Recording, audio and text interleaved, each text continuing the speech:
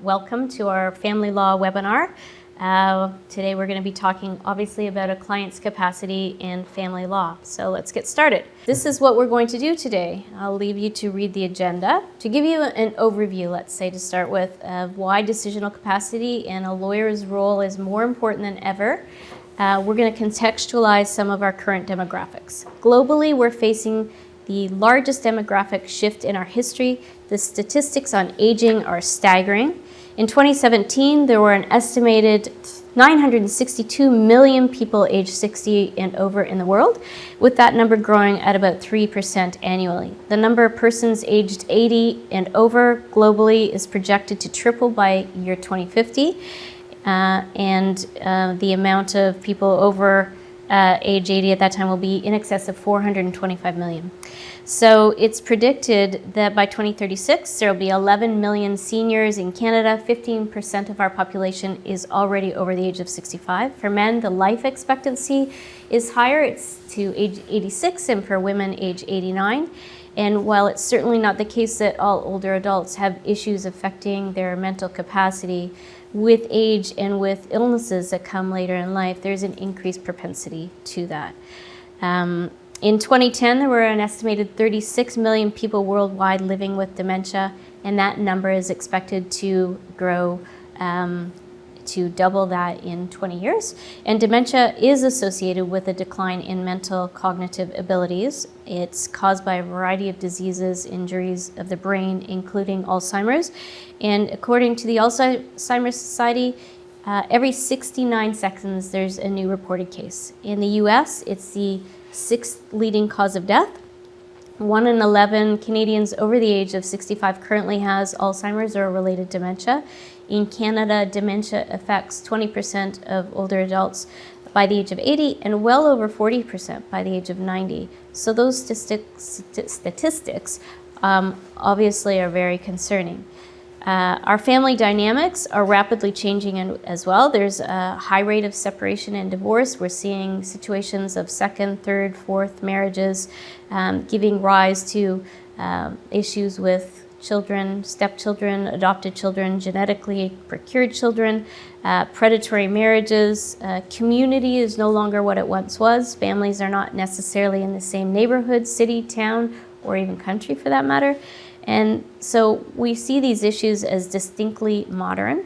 The volume of court decisions involving blended or complex family units, fractured family units, has exploded over the last several years. And so we know that these issues are only going to increase in frequency. Capacity is defined both on factors of mixed law and fact, as well as medical evidence, and applying the specific factors or tests, shall we say, for capacity to the decision that a client is to make. Notably, I want to emphasize there is no test per se. It's more colloquially referred to. Really, we're talking about different factors or criteria or indicators that come both from common law and statute. Each particular task or decision undertaken has its own corresponding capacity criteria. So we start with a basic presumption of capacity. It's important to remember that everybody over the age of 18 is presumed capable of making decisions at law.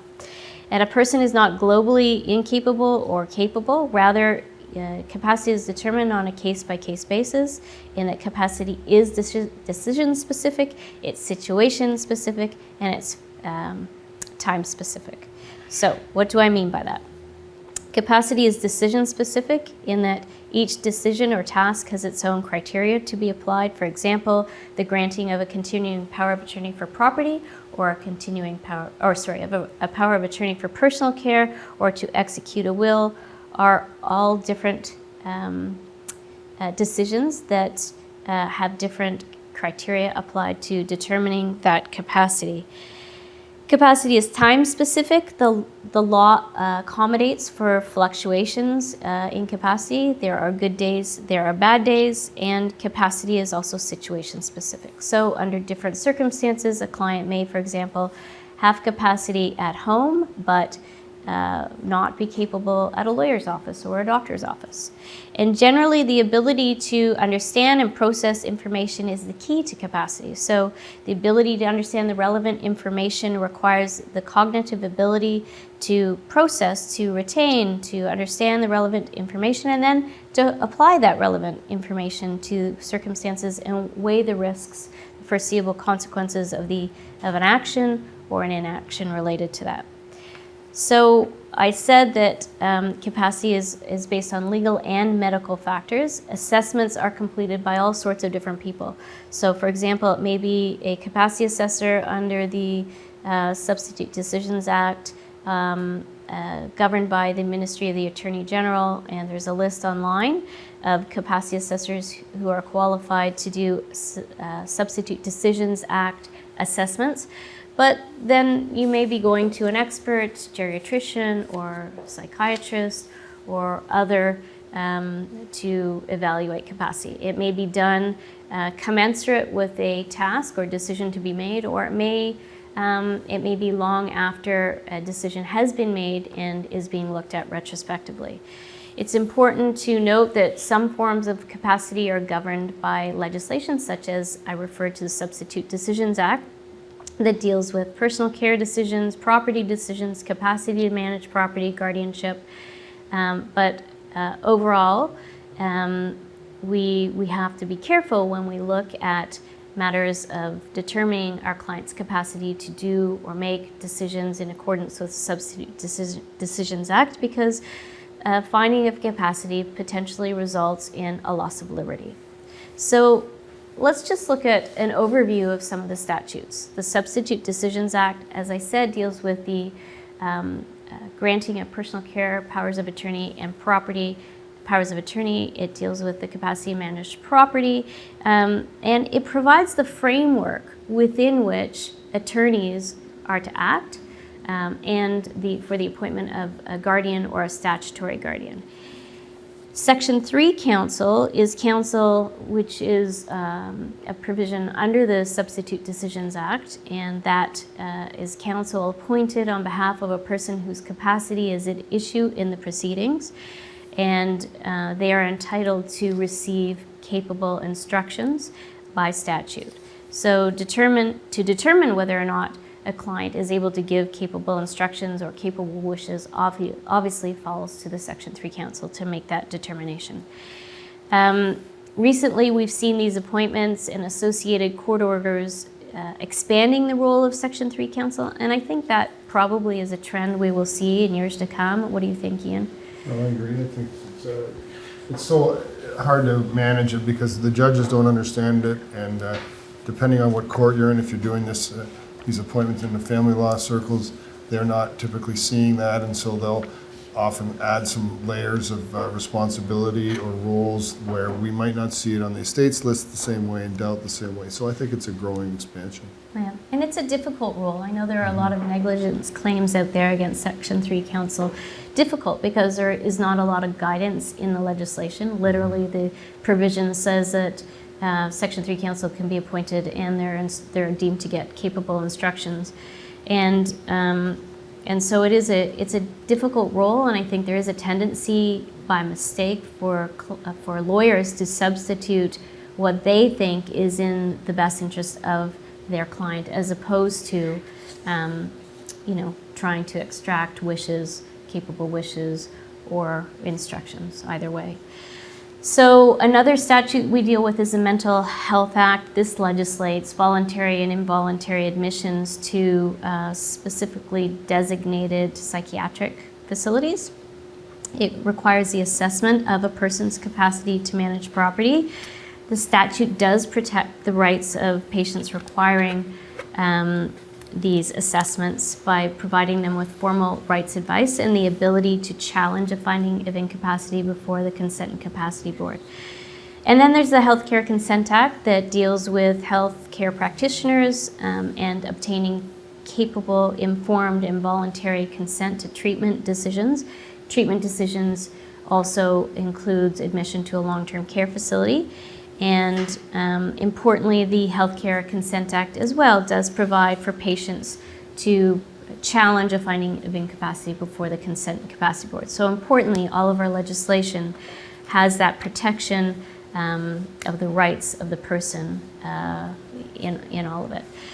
So the Consent and Capacity Board, I've mentioned that a few times now. What is that? That is an independent provincial tribunal that has been established to provide fair and accessible adjudication. It's done once an application to the Consent and Capacity Board has been made. I think they're obliged now within 48 hours to hold a hearing. They do hold hearings concerning all of the legislation we just spoke about, including the Personal Health Information Protection Act and the Mandatory Blood Testing Act. So parties to these hearings do have a right of appeal, and that's to the Ontario Superior Court of Justice. And the key areas that they are active in are adjudication of matters of capacity, consent, civil committal, substitute decision-making, involuntary detention in psychiatric facilities, community treatment orders, consent to treatment, capacity to manage property, and it also hears applications from healthcare professionals who are concerned about the substitute decision-making, for example, of an attorney. So now we're going to focus more on the family law retainer, and we're going to turn to Ian, who's going to speak to us a bit first about the capacity to instruct counsel. Great. And so this is the paramount starting point with a retainer, and that while there's a rebuttable presumption that an adult is capable of instructing counsel, the key element to the test is understanding the context, knowing the choices, and appreciating the consequences. So I usually use, when I'm in a situation where there may be a gray area in terms of capacity with my client, and I want to consider the question of capacity to instruct, my initial own personal assessment is to use these three cornerstone elements, and that is, understanding the context, what they have asked myself to do, and why they want me to do it, knowing the specific choices, that's the known choices, really to understand the process and the information, advice, and the options that I'm giving, and then appreciating the consequences of the choices, obviously appreciating the pros and cons, potential results. I'll often test that when sometimes I'll say, listen, here's my bit of homework I need you to do, and then I make sure they understand what it is and that they can understand what they need to do, and then that helps me guide, just as another illustration, the kinds of questions. I mean, it's one of those things that if I get into a real gray area, I'll often then even say to the client, look, in this situation, you don't want to be questioned as to whether or not you can give me instructions, so why don't we get a capacity assessment as well? And I will ask the assessor to give me an express and sometimes specific opinion on the question of capacity to instruct counsel. So my client's understanding of the retainer agreement, the authority, the obligations of each of us, both their homework, so to speak, and my obligations need to be well understood. And it's not necessary that the client understands all the details to pursue the case, but they have to have a good, solid understanding, and that's sometimes I'll circle back and re-ask the questions and sort of test their memory and their understanding. And so in the course of a meeting, as long as I'm taking careful notes throughout, I'm focusing on these three elements of it. I have a question, Ian. Yeah. I was just on a panel in England with some practitioners from around the world, and one of the questions we got asked when addressing this issue was, well, what do you do about your retainer if you're unsure about capacity? Do you actually get the retainer signed? And everybody's answer was different, which signifies, obviously, it's a very complicated a question. And what is your experience? It's a really difficult one. And I always harken back to the sort of the Justice Cullity and in his decisions over the years on Banton we've talked about in the past, and other cases where he says, even when you're seeking instructions for wills or taking instructions from your client, you need to act with dignity and carefulness, but at the end of the day, you're not here to play God. And if you're comfortable enough that you're taking these instructions and that the instructions are being taken, then I don't necessarily press the retainer agreement signature, but I will press, okay, at this point now, I'm comfortable enough to take instructions to you that you want to understand and appreciate the consequences of your choices, but I'd like you to get a capacity assessment. I can't continue on without that in my file. And, the truth is, sometimes he gets it wrong. Like I did one recently, and I wasn't sure that she had capacity, and I got the report back, and they said, absolutely. So, I have to rely on my own instincts, my own careful testing that I'm going to do, but also third-party resources. Right. Kim, I guess one of the recent cases that looked into the question of capacity to instruct counsel is a Saskatchewan case, and it's Mills and Radden. On the slide, we've got the basic facts that the husband suffered the stroke. There was a marriage breakdown and couldn't communicate conventionally, and the wife said the husband didn't have capacity to instruct counsel, and the court said he had diminished ability, but that he didn't lack capacity to make these decisions. And I think this comes from a long string of cases that Justice Quinn started back in the 1990s, and in that the court is, as you said, very careful to be analyzing the question of capacity to instruct counsel in the context of the fact that if you are found not to be able to instruct counsel, you are affecting liberties. And so in attempting to negotiate a family property settlement for 5 years, the husband commenced the divorce proceedings, sought spousal support. The wife throws around the question of capacity, and the court, as I say, decided that the husband did not lack the capacity to make the decisions and was able to carry on. Another element in the family law context where you're going to see, obviously, is a capacity to contract, and in a family law practice, the capacity directly relates to domestic contracts. Again, a good starting point is the legislation, Section 2 of the Substantive Decisions Act, sets out the parameters, understanding the nature of the contract, and most importantly, understanding the effect of the contract and circumstances. When I say importantly, I mean it's a two-part consideration. So persons are allowed to rely on that presumption, and reasonable grounds to believe the person is incapable of entering into a contract is really kind of the test you want to work with, but that kind of language doesn't really help lawyers that much. I mean, reasonable grounds to believe is obviously a floating concept. But in the case of Bank of Nova Scotia and Kelly, which is a 1973 decision, the court looked at this question of capacity to enter contracts and really helped us give us some guide points. So this was dealing with a real estate transaction, and the court said this: in defining this question, the ability to understand the nature of the contract and the contract's specific effect of the circumstances. Well, that comes back to the sort of core elements of capacity to instruct counsel as well.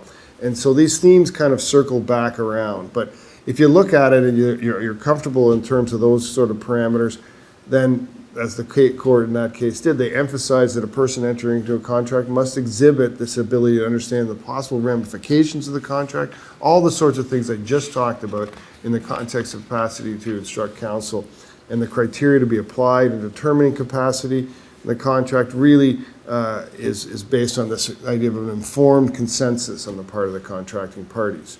And that's both elements of it. But in the family law context, as the slide's demonstrating, under the Family Law Act, a party may have a domestic contractor set aside the requisite decision, or set it aside if the requisite decisional capacity to enter the contract has not been met. So Section 56 sub 4 takes us to the idea that a contract can be set aside if a party failed to disclose assets, and that's what a lot of family law practitioners see, that lack of disclosure tends to really undermine these contracts, but a party not understanding the nature of the consequence of the domestic contract. So that element of it is really the driving part where we're coming into when we're dealing with capacity-related issues. And certainly, capacity contracts have been set aside due to a lack of capacity. I mean, domestic contracts have been set aside due to a lack of capacity. An illustration is the Stevens versus Stevens case. It's a 2012 decision. And from that standpoint, again, the court set aside a marriage contract on other grounds where Justice Harper found that the marriage contract should be set aside because the wife lacked the capacity to understand and appreciate the nature and the consequences of the agreement. Well, again, we've talked about this before. What are we're not going to call them tests, but what are the parameters to look at?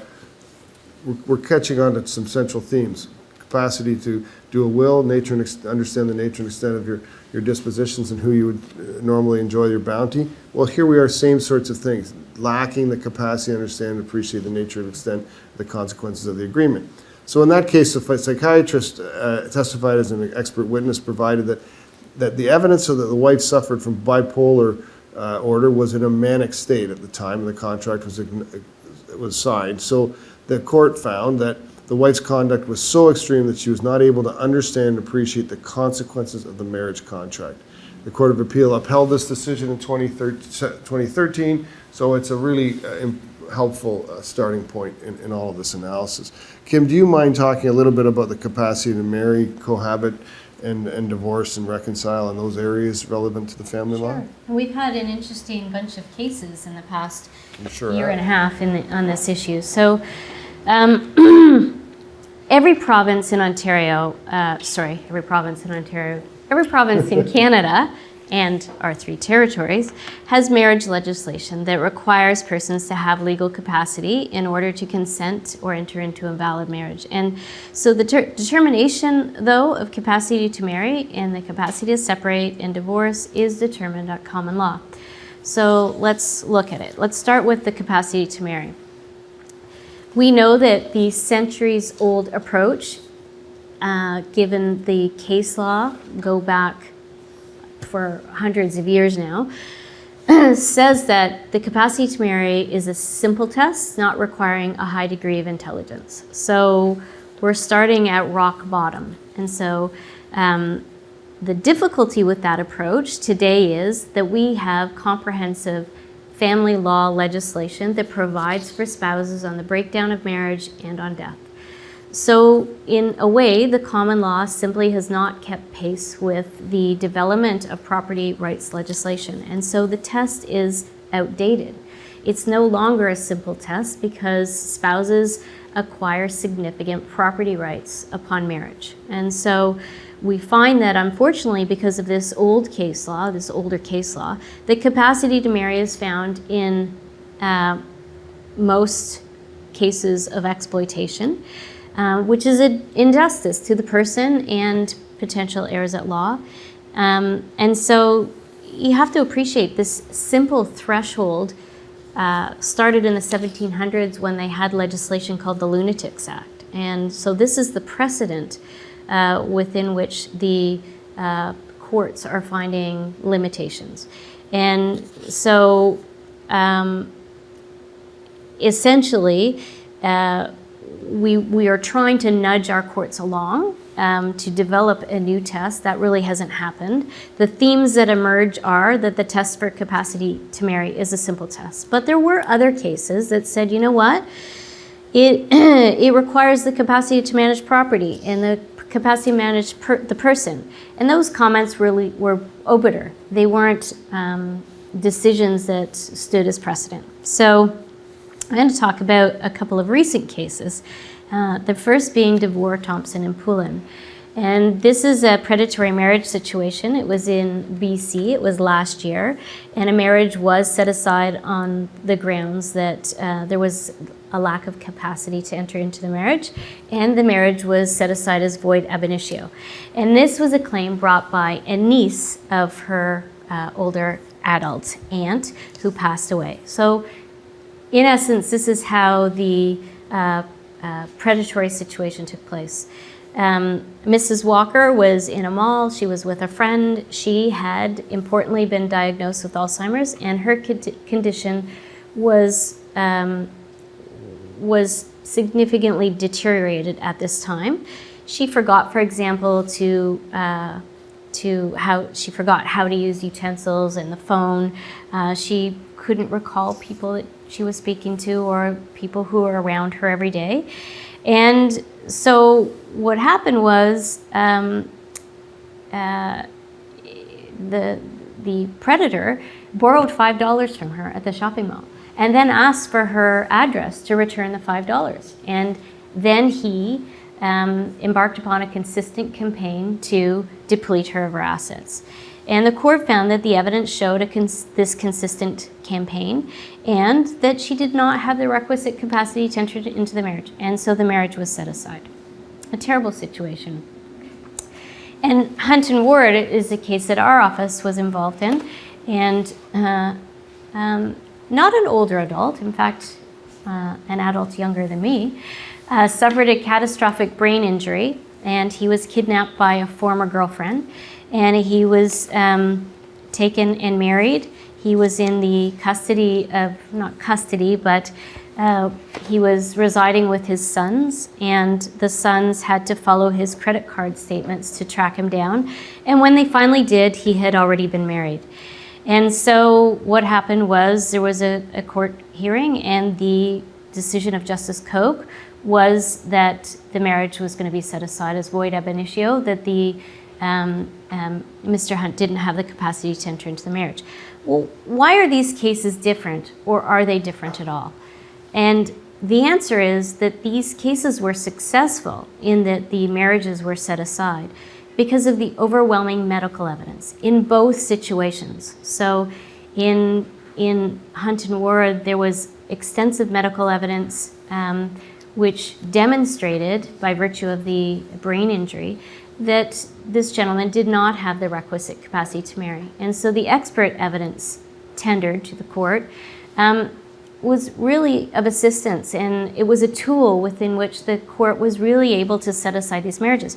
But most of these cases don't have that medical evidence. In fact, where you have this consistent campaign to prey upon an older adult for financial exploitation purposes, the person is isolated, the person is alienated, sequestered, doesn't go to the doctor. There is no medical evidence. And that's where the court's hands are tied, because they are constrained, I will say, still by this very old case law that hasn't kept pace with property rights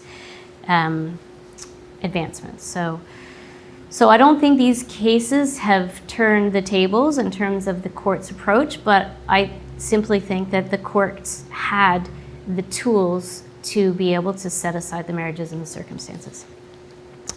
So we don't really have any case law in Ontario or Canada about cohabiting. And so I was interested to find this decision of 2013. It's an English decision, the name is up there. In this case, it was asserted that while the woman had the capacity to marry, she lacked the capacity to decide to cohabit, which is interesting. And the court agreed that the Court of Protection's jurisdiction under the Mental Capacity Act legislation that they have there, but we don't have, to determine whether or not it was in the woman's best interest to live with her husband applied. And there was, this was appealed because the trial judge allegedly erred by wrongly applying a person-specific rather than an act-specific test in determining the capacity to cohabit. The appellate court, however, concluded that the determination of capacity under statute is decision-specific. That's no news to us. And agreeing to marry or consent to divorce is act-specific. So other decisions, such as whether someone should have contact with a particular person or maybe person-specific, would be, for example, capacity to marry. It involves the understanding of matters of status, obligation, of rights, the process of evaluation of the capacity to make the decision. Well, obviously that must be the same, but the factors to be taken into account will differ. And in this case, the court said, I readily accept the evaluation of the capacity to marry and the capacity to cohabit, and in particular, the evaluation of whether any apparent inability to make the relevant decision is because of an impairment or will involve consideration of factors that are very closely related. And the appeal court said, to have the capacity to marry, one must be mentally capable of understanding the duties and responsibilities that normally attach to marriage. Now, it's not much different from our older historical case law, but moving on. It also said marriage, whether civil or religious, is a contract formally entered into. It confers on the parties the status of husband and wife, the essence of the contract being an agreement between a man and a woman to live together and to love one another to the exclusion of all others. It creates a relationship of mutual and reciprocal obligations, typically involving the sharing of a common home.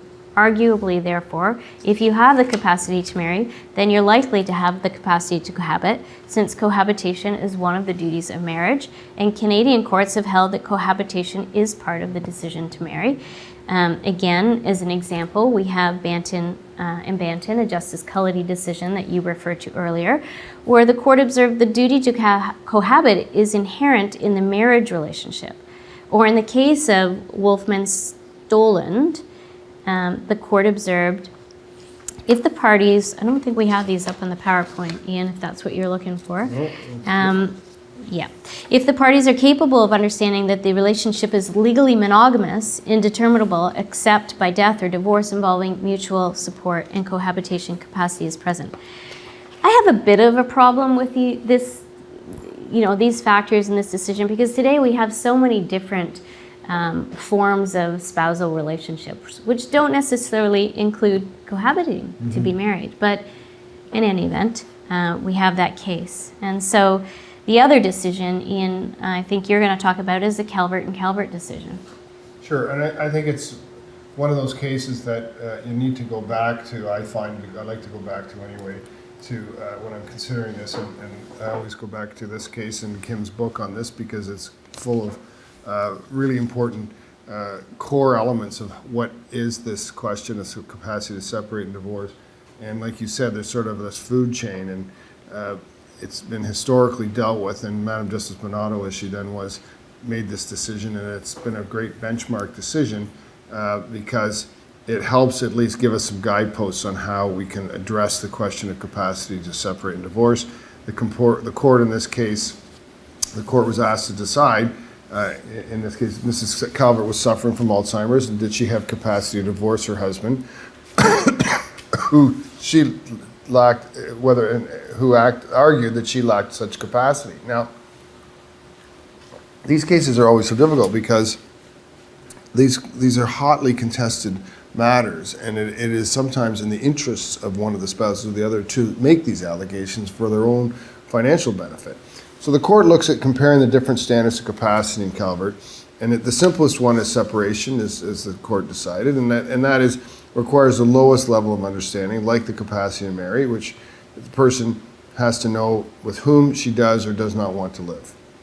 So divorce, while simple, of course, as you say, it requires much more understanding. And there are significant property rights that get affected. So at the risk of talking about levels or higher or lower standards, it does sort of frustrate me a little bit when you're trying to make these analyses, because this food chain idea that somehow these questions of marriage and separation are at the lowest level of capacity, and then you kind of grow up, and Dr. Silberfeld's written on this and others, that there's some sort of a guidepost that you look to, and the highest being capacity to do a will, isn't, I think, all that informative. And that's where the writings of Dr. Ken Schulman and Richard Schulman, both, who've talked about the idea of keeping these issues task specific, are so important. But the contract of marriage has been described as an essence of simplicity, but the equalization and the calculation of the financial impact is difficult, and so this hierarchy of capacity may or may not be the answer. Cavello and Sternino, the court looked at that and said it's not necessarily higher or lower, it's just different. And I think Calvert is closer to being right in terms of the analysis, but I'm not sure that I think if you look at it today with the science of capacity that now exists, I think the Calvert decision might be approached slightly differently, and that's just because we know so much more about cognition than we did even when the Calvert decision came out. So the question of capacity to separate was also addressed in the BC Court of Appeal in the case of AB versus CD. The court agreed that the characterization of the different standards and the standard of capacity to form the intention to leave a marriage. And again, the court in this Wolfman-Stoland decision that you talked about concluded, like in AB versus CD, that the capacity to separate is the same standard for the requisite capacity to marry, and the requisite capacity is not high, and the lower than and so forth does fit down in the lower level of the capacity hierarchy. 2014, the Saskatchewan Court of Appeal also dealt with the decision that's on the screen, the Babbitt decision, where an older adult was certified incompetent to manage her estate, and the PGT became her statutory guardian of property.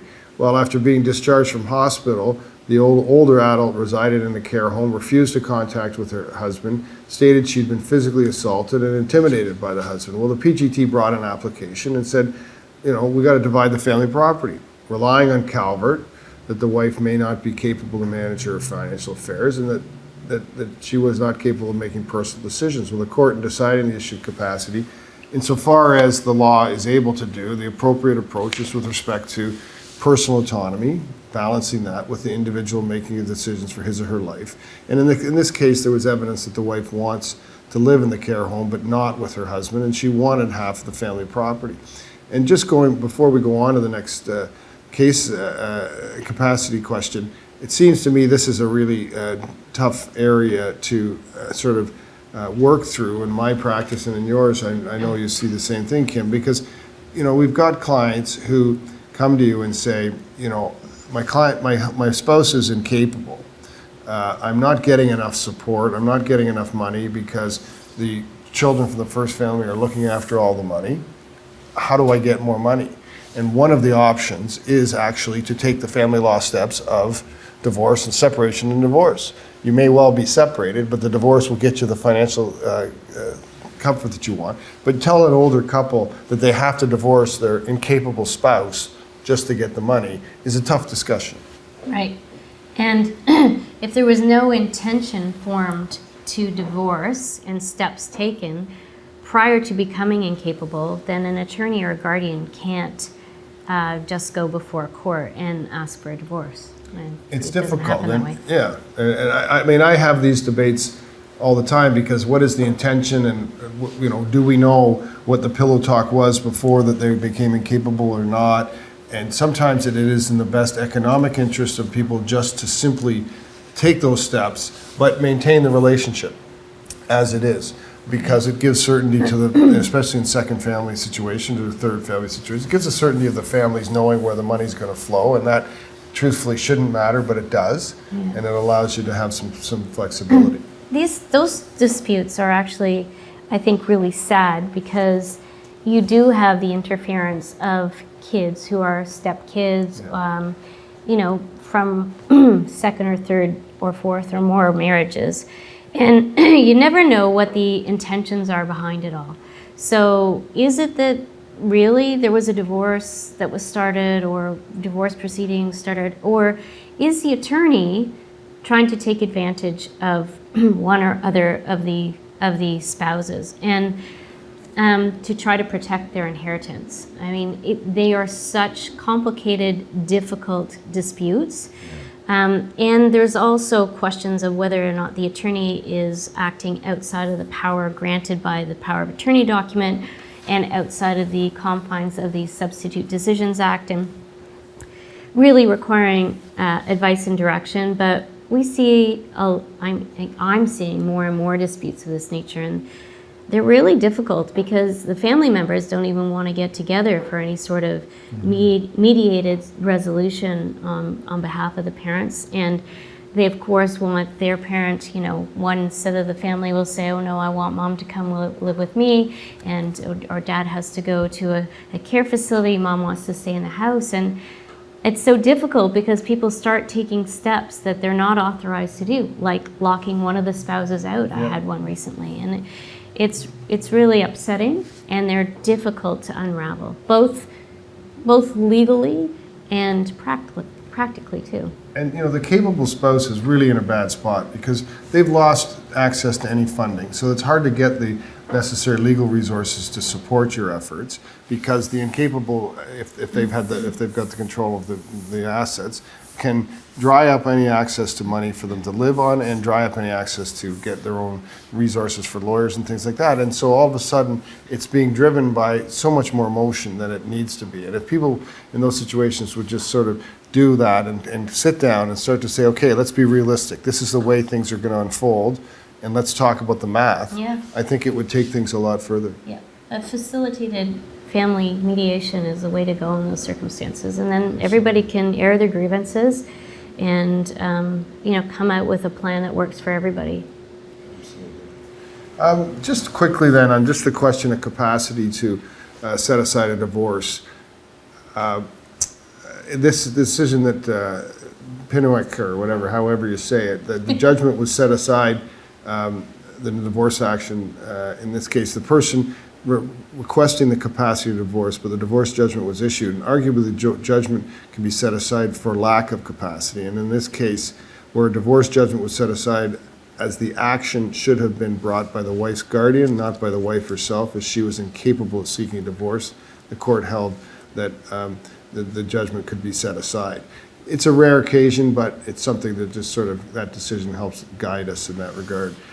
Maybe we should talk a bit about the one case that's been out for a while now, but it really is driving a lot of these family law / capacity cases, and that's the Chavallo case. It's an interesting one. That's the case where obviously everybody knows George Chavallo. He's a legendary boxer. And there are court proceedings. I don't know of all of them, and I only know of the one Justice Kitely decision, which dealt with the capacity to reconcile. And in that decision, we see, again, like we saw in Hunt and Ward, like we saw in DeVore, Thompson, and Poulin, a lot of medical evidence. In this case, an expert assessor who saw Mr. Chavallo both before and after, in his opinion, the assessor's opinion, that he lost capacity.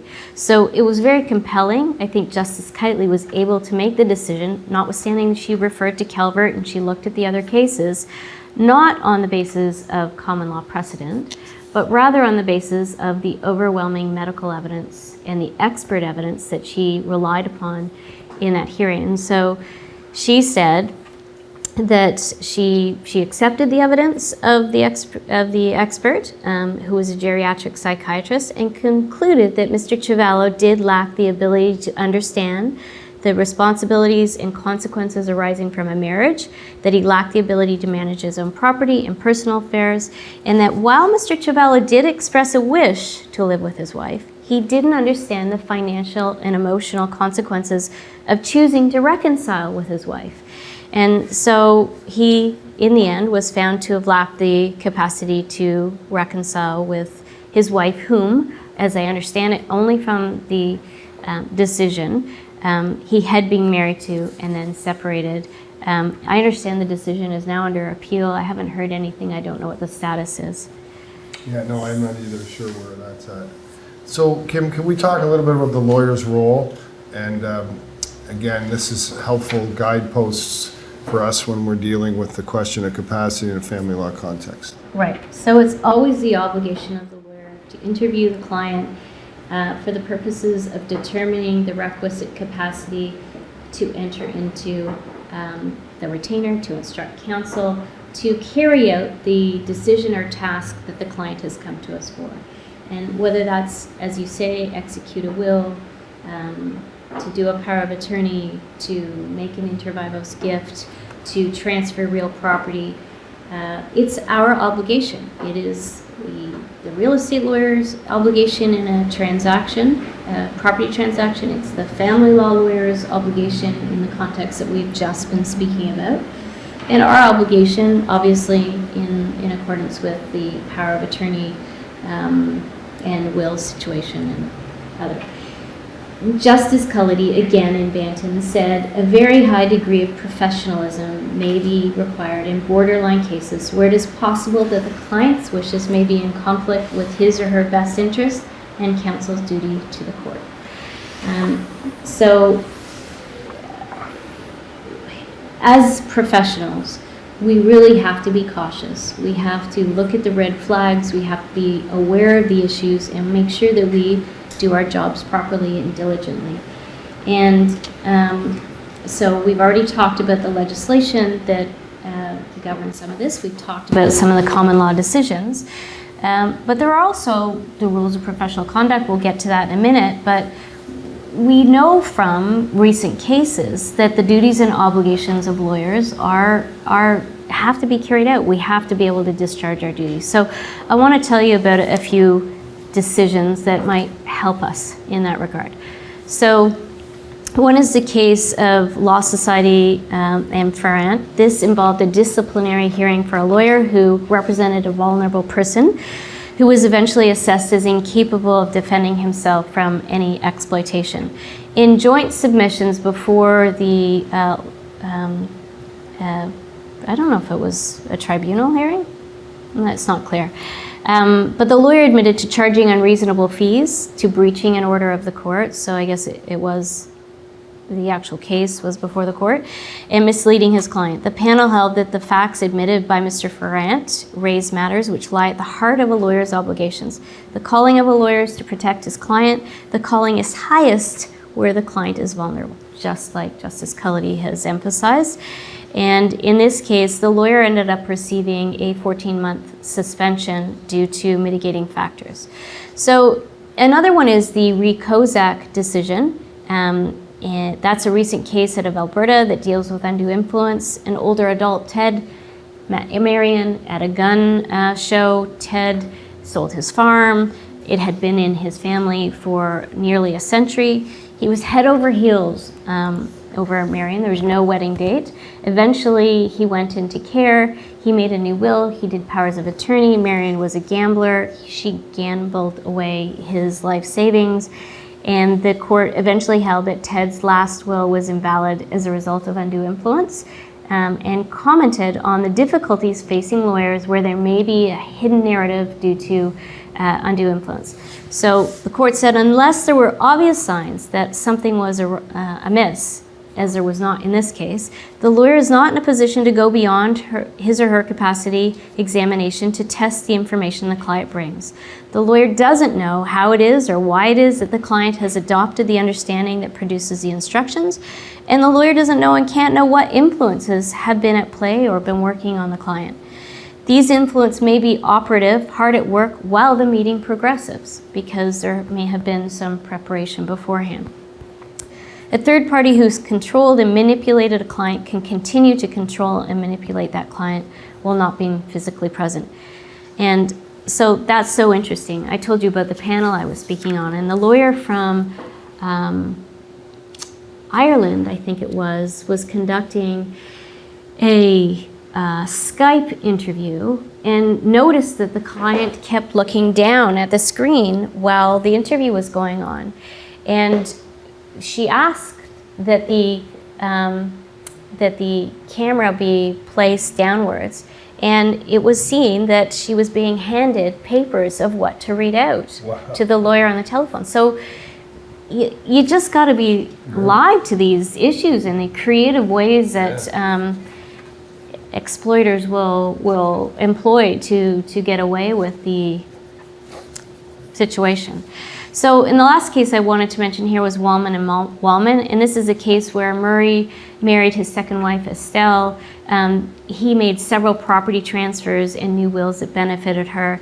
He had Parkinson's and Lewy body dementia, and he was asked by the first lawyer he went to do the wills to undergo a capacity assessment.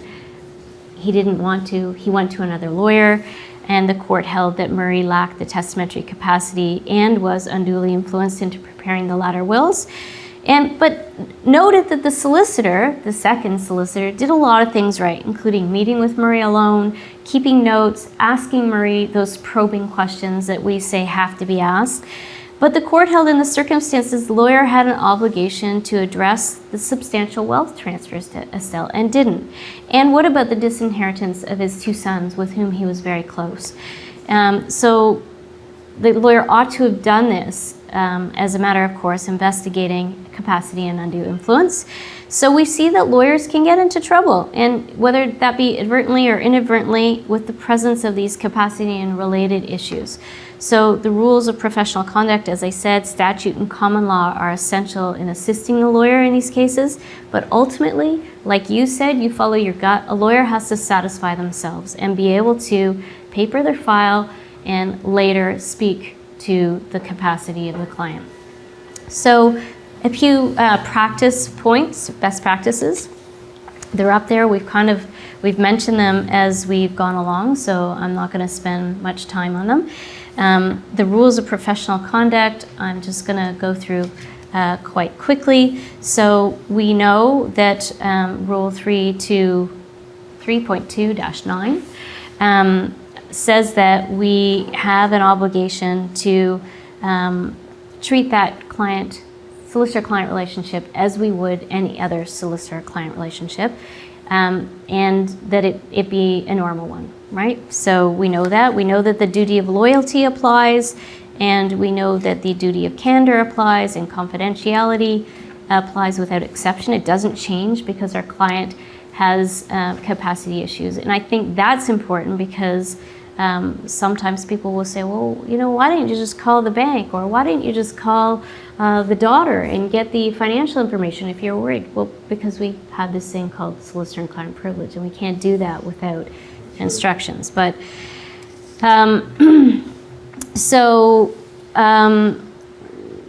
what else? The rules give us guidance with respect to where a client's capacity is not in question at the beginning of a retainer, but is in question later on in the retainer, and how we're supposed to resolve that, and that we can't withdraw without a proper reason to. We may have to contemplate a scenario where we just can't act anymore, and maybe a litigation guardian needs to be appointed, or we need to approach the public guardian and trustee, and obviously those issues need to be dealt with on a case-by-case basis. We need to have client instructions or be able to get client instructions. We can't just, of course, call up the public guardian and trustee and say, hey, we have a client that needs assistance. So working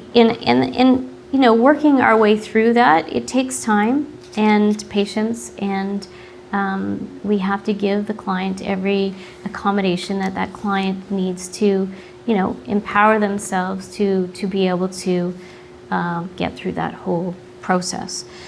So lawyers have to be cognizant of the rules of, as I said, of withdrawing from representation, and we can only withdraw for good cause. Otherwise, we would be criticized otherwise, and we have to remember our role as advocate to resolutely represent our client, but at the same time we have a duty to the court. And then we of course have the assessment avenue, and when we can recommend these assessments and how they're undertaken. And obviously the best practice is for us to meet the client first alone and make our own determination. It may be that we refer our client to a capacity assessor, either under the Substitute Decisions Act, or when the client, maybe when there's litigation, for example, Ian, you probably don't often use an assessor under the Substitute Decisions Act, but you might use an expert. Yep. Yeah. So we have to figure out what the best route is for the client, and then of course give the client rights advice on any assessment, whether that be with an expert assessor or with a ministry-approved assessor, and go through the risks. In other words, for example, we know that because we do estate litigation, that after the fact, when a person is no longer with us, they've died and we're dealing with their will and their estate matters, that often our files would get requisitioned. And if there's a capacity assessment in there, is that something the client wants? And so the client has to understand what's going to happen down the road, and we're responsible for giving that advice. And then so just quickly, independent legal advice in a retainer where capacity is at issue. So we know that the standard of care is in the Inch-Naraya case, and that puts, it is, I guess, the gold standard that we'd be looking for if we were giving independent legal advice or in a transaction requiring independent legal advice, that the client, especially in situations where there's capacity or vulnerability, be given individual advice. So I'm just going to talk about the Inch case, for example. This is a case where an elderly woman gave a large gift to her nephew of almost all of her estate, leaving next to nothing for her own support. It was alleged that the nephew had unduly influenced her and that the gift should fail. And the legal issues became whether or not there was a presumption of undue influence, and whether that was rebutted by independent legal advice, and whether that independent legal advice was adequate. And in this case, the court said that a lawyer must not only explain the nature and effect of the contract or the guarantee or transaction to the client, but must also have a broader understanding of the client's assets, the risk of the transaction, and any alternatives for accomplishing the transaction without risk. So we have to go much farther, and that's apparent in this case. And the Supreme Court of Canada observed that independent legal advice really does address two of these primary concerns, and that is that a person understands the transaction and that the person enters freely into that transaction. And this does raise the importance of the interplay of capacity and undue influence and independent legal advice. In the Coomer and Coomer case, the court noted it's for the adult persons of competent mind to decide where they will do an act, and I don't think that independent and competent advice means independent and competent approval.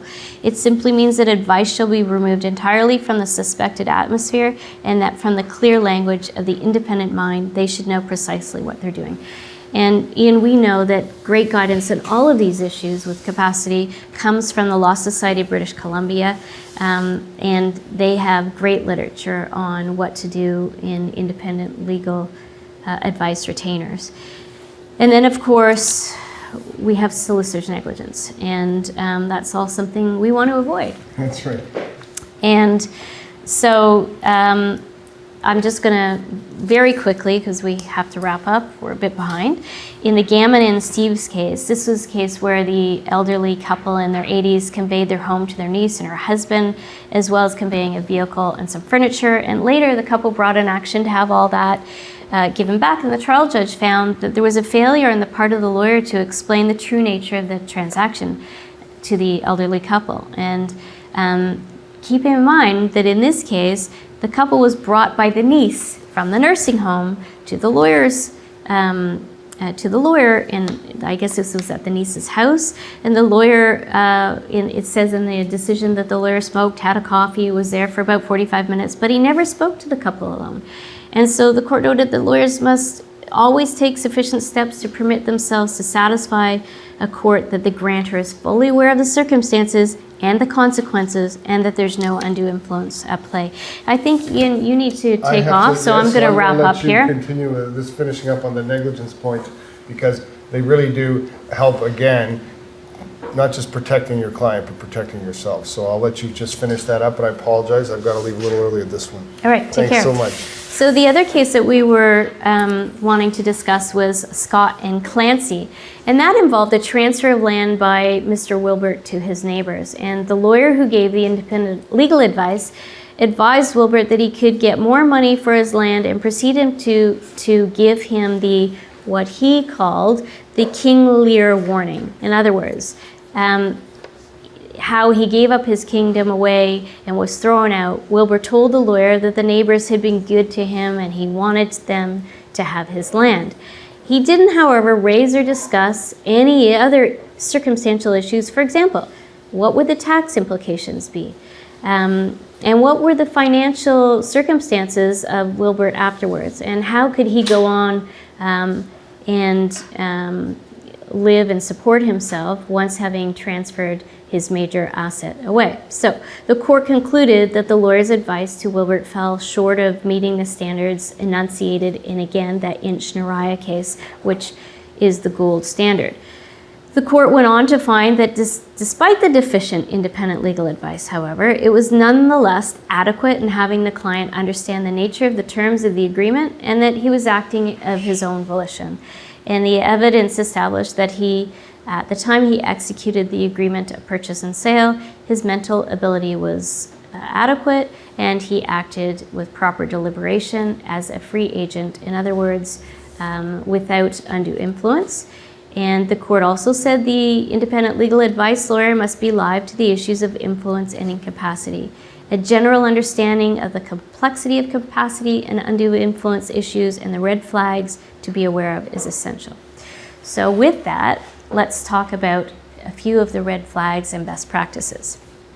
So you wanna know whether or not your client is showing any impairment, memory problems, disorientation, poor attention, whether or not the client is unaware of risks to self and others. Look at the behavior. Is what you're being asked to do rational? Are there delusions? Have you asked your client if there's any medical issues that you should be aware of? Can the client identify family members, their assets? Is there somebody who comes to the meetings all the time and you don't really know why that person's there or what their relationship is? What are the familial circumstances? Is your client well supported? Is there conflict in the family? What is the support network? Is the client isolated? Remember, we talked about the predatory marriage situation where the client could be isolated or sequestered or alienated. Who is the client reliant upon? Are there recent gifts? Are there significant dispositions of property? I've already mentioned medical events. What about communication issues? Is your client sufficient in English or another language? Were some steps made to assist the client with any language barriers? And are there any physical impairments that need to be accommodated? So are there communication issues? Did you interview your client alone? Take detailed notes and take those notes in an accurate manner. In other words, don't change them because you think the client was saying something other than the client actually said. Trust your instincts. You know that you can decline a retainer. Be mindful of your professional conduct rules. And know that both the Hull website and my website have a number of publications that could assist you navigating these very difficult and complex retainers. And I just want to lastly mention this case from a few years ago, which is called Jasumas and Barron. And that case is really interesting, and I think I go back to it time and time again, because that was a case where there was an otherwise capable individual who was vulnerable. He was susceptible to influence because he was dependent. He was becoming older and his needs increased, and he was preyed upon by a would-be caregiver who offered to assist him. And as time went on, she asked for more and more. And eventually, they married. There was a will done.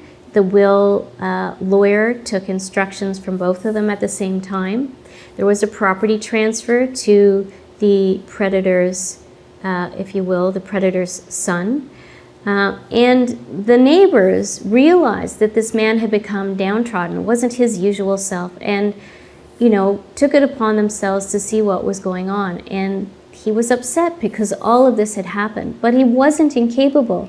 And they assisted him to move before the court to set aside all of these transactions. And he was successful. And the court said, on the basis primarily of the doctrine of unconscionability, that these transactions couldn't withstand the test and that they had to be set aside. And that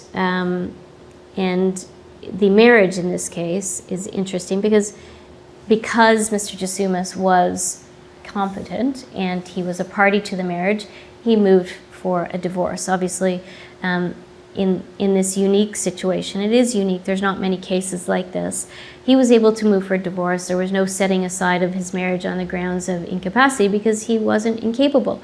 And so I recommend that case to you. It has many of the equitable remedies that we see relevant to the situations, especially in a family law retainer. Those are my comments. This concludes our last webinar. And do we have any questions? No questions. Okay, so thank you very much.